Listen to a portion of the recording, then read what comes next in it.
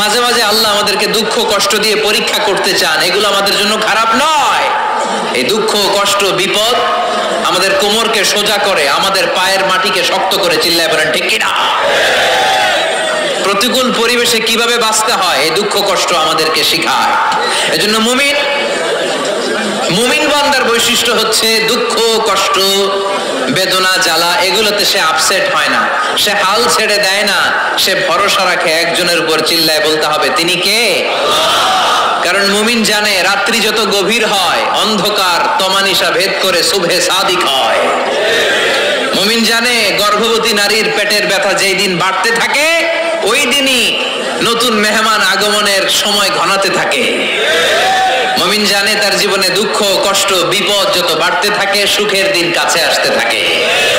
এজন্য মুমিনের হারাবার কিছু নেই। ফা ইন্না মাআল উসরি ইউসরা, ইন্না মাআল উসরি ইউসরা। নবী হে, কষ্টের পরেই আছে আনন্দ, দুঃখের পরেই আছে সুখ। আপনি সমস্যায় পড়েছেন, ওই সমস্যার সমাধানও আছে না নাই? এই পৃথিবীতে এমন কোন সমস্যা আছে যেটা সমাধান নেই? কথা বলেন। সমস্যা তৈরি করেছে কে? আবার সমাধানও দিয়েছে কে? আল্লাহ doesn't create a lock without its key. আল্লাহ কখনো চাবি না বানাইয়া ওইটা তালা বানায় নাই। কথা কন। তালাও যেহেতু আছে ওই তালার চাবিও বানিয়েছে কে? মা আনজালাল্লাহু দাআন ইল্লা আনজালাল্লাহু লাহু শিফা। আল্লাহ দুনিয়ায় এমন কোন রোগ পাঠায় নাই যে রোগের ঔষধ বানায় নাই, এমন কোন রোগ নাজিল করে নাই যেই রোগের কোন চিকিৎসা বানায় নাই, হয়তো সেটা আবিষ্কার হয় নাই। অনেকে ক্যান্সারের কথা বলতে পারেন যে হুজুর ক্যান্সার এমন রোগ, এই ক্যান্সার তার নাই কোনো অ্যান্সার, কিন্তু বিজ্ঞানীরা বলতেছে এটারও অ্যান্সার আবিষ্কৃত হচ্ছে। সুবহানাল্লাহ কইবেন না? কিছু কিছু ক্ষেত্রে হয়েও গিয়েছে। এজন্য দুঃখের পরেই আছে সুখ, কষ্টের পরেই আছে আনন্দ। এই দুনিয়াটাই এরকম, কষ্টের পরই আনন্দ। দেখবেন তারাবির নামাজ 20 রাকাত পড়তে কষ্ট লাগে না? কোমরে ব্যথা, হাঁটুতে ব্যথা, কিন্তু 20টা রাকাত যখন শেষ করে মসজিদ থেকে বের হই একটা আনন্দ আছে না নাই?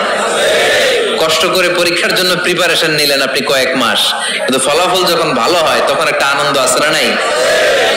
সারাদিন রোজা রাখলেন রমজানে, কি কষ্ট, তৃষ্ণায় গলা ফেটে যায়, কিন্তু ইফতারির সময় যখন রুহ আফজার শরবতটা খাই কেমন লাগে? একটা আনন্দ আছে না নাই? এজন্য আল্লাহ বললেন فإن مع العسر يسرا إن مع العسر يسرا।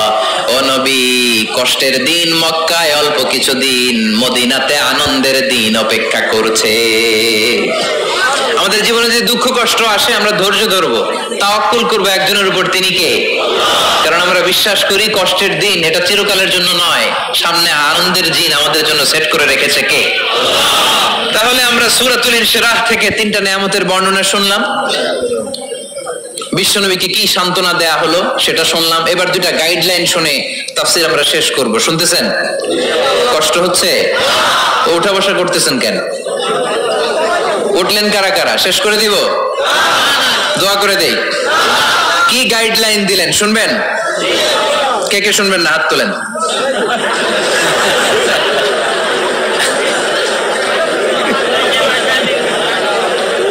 কষ্ট হইতেছে? গরম লাগতেছে না? আমিও ঘামতেছি আপনাদের সাথে সাথে, অনেক গ্যাদারিং হয়ে গেছে।